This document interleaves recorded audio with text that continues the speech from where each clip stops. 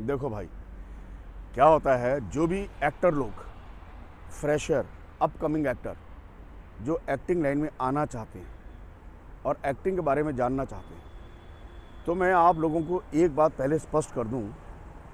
Acting जो है वो दो चीज़ों पर निर्भर है। नंबर एक, नौ रस, और नंबर दो, 5W। नौ रस और 5W ये दो ऐसे स्तंभ हैं, अगर आपको इन दोनों के बारे में सही से जानकारी हो जाए तो एक्टिंग में आपको कोई पछाड़ नहीं सकता। जैसे दो अलग अलग चीज़ें हैं, तो आज मैं आपको बताता हूँ सबसे पहले नौ रस के बारे में। पहले तो आप ये जानिए कि जो रस है वो है क्या, उसका एक्टिंग से क्या रिलेशन है, क्या लेना देना है। तो मैं आपको स्पष्ट कर दूं, जो रस है एक्टिंग में वो सिचुएशन है। जैसे हम रस को पीते हैं, रस को पीने के बाद फिर हम रिएक्ट करते हैं। वैसे ही हम जब एक्टिंग करते हैं तो एक्टिंग में जो सिचुएशन है उस सिचुएशन में हम इन्वॉल्व होते हैं। जब उसमें हम इन्वॉल्व होते हैं तो उस सिचुएशन को हम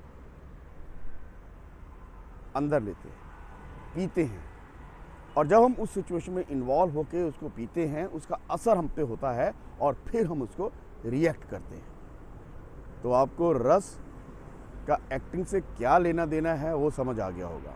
रस, सिचुएशन, ठीक है।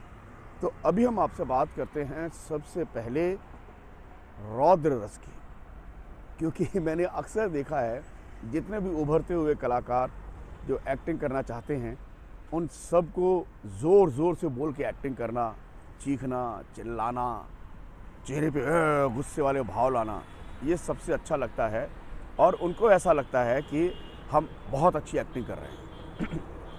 तो रौद्र रस जो है वो सिर्फ एक रौद्र रस, गुस्सा, बट रौद्र रस की ब्रांचेस तो बहुत है ना। वो जो छोटी छोटी ब्रांचेस हैं, आपका ये करना ये भी गुस्सा है, आंखें दिखाना ये भी गुस्सा है, ये भी गुस्सा है, और गुस्से में दांत पीस के बोलना, ए चुप कर जा मैंने कहा ना तुझसे, ये भी गुस्सा है, ज़ोर से शाउट करना वो भी गुस्सा है।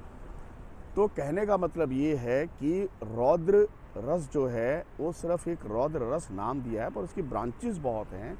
जैसे जैसे आपकी स्पीच, आपका रिलेशन दूसरे एक्टर के साथ, अब ये भी एक तरह का गुस्सा होता है कि आप अपने मम्मी या पापा से कोई चीज़ मांगी और उन्होंने वो चीज़ देने से मना कर दिया, आप खाना नहीं खा रहे हो, ये भी तो गुस्सा है।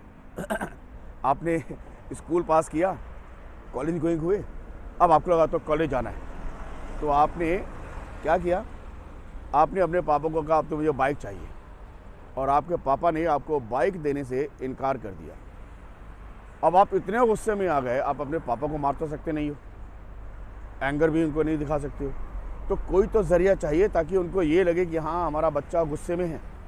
तो आप क्या करोगे, 2 दिन खाना नहीं खाओगे, चीज़ें उठा के इधर उधर फेंक दोगे।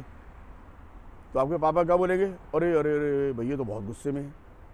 तो ये गुस्सा आपने वो तो नहीं दिखाया, चिरवे ऐसे करके वैसे करके, मारा मारी, चीखना चिल्लाना, वो तो नहीं है, ये है तो ये भी गुस्सा। ये एक तरह का जो विरोध है वो मान के चलो गुस्सा है। तो रौद्र रस आपको अभी समझ में आया होगा कि उसकी कितनी सारी ब्रांचेस हैं, कितने सारे उसके भाव हो सकते हैं, अलग अलग तरह का रौद्र हो सकता है, आपकी स्पीच के अनुसार रौद्र हो सकता है, आपके रिलेशन के अनुसार रौद्र हो सकता है। तो ये सारी की सारी चीज़ें जो हैं रौद्र में आती हैं। अब मैं आपको दूसरा रस बताता हूँ, हास्य।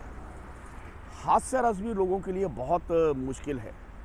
बहुत सारे लोगों का मानना ऐसा होता है कि अगर हम हास्य रस कर रहे हैं तो हम हंस रहे हैं। हमारा हंसना हास्य नहीं है, लोगों को हंसाना जो है वो हास्य है। आप इस तरह की हरकतें करते हैं कि लोग आपकी हरकतों को देख के, आपकी बातों को सुन के हंसते हैं, ये हास्य रस है। हास्य रस कैसे आया हिंदुस्तान में या इंडियन थिएटर में, हास्य रस कैसे आया?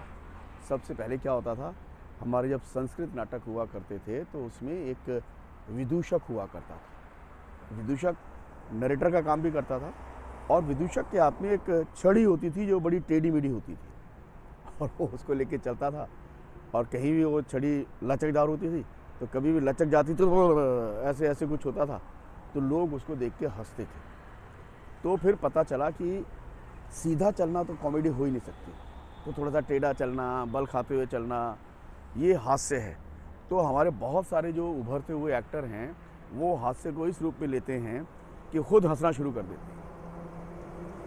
उनको लगता है कि हम खुद हंसेंगे तो हास्य है।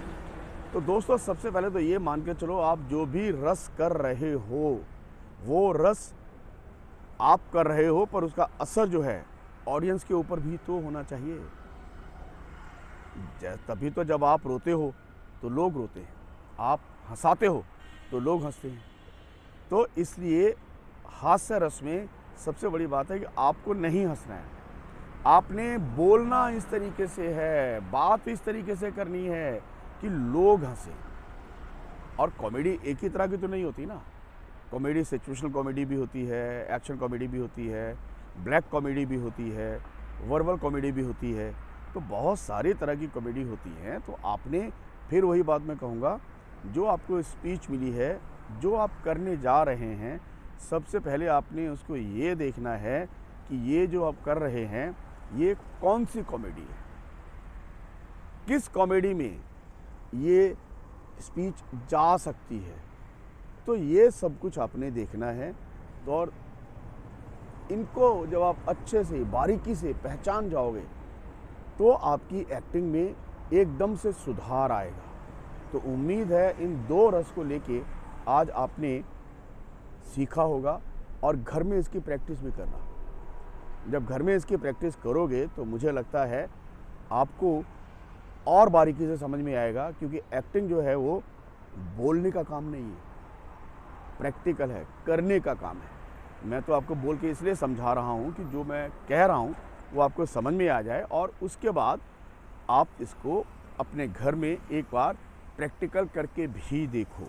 और अगर आपकी कोई भी समस्या है या कोई बात आपको समझ में नहीं आई है तो आप मुझसे कांटेक्ट भी कर सकते हैं। मेरा नंबर है 8444-764-5153। कोई भी समस्या है तो आप इस नंबर पे मुझसे एक्टिंग को लेकर किसी भी तरह की कभी भी बात कर सकते हैं और मैं आपका जवाब देने के लिए हाजिर रहूँगा। Thank you very much.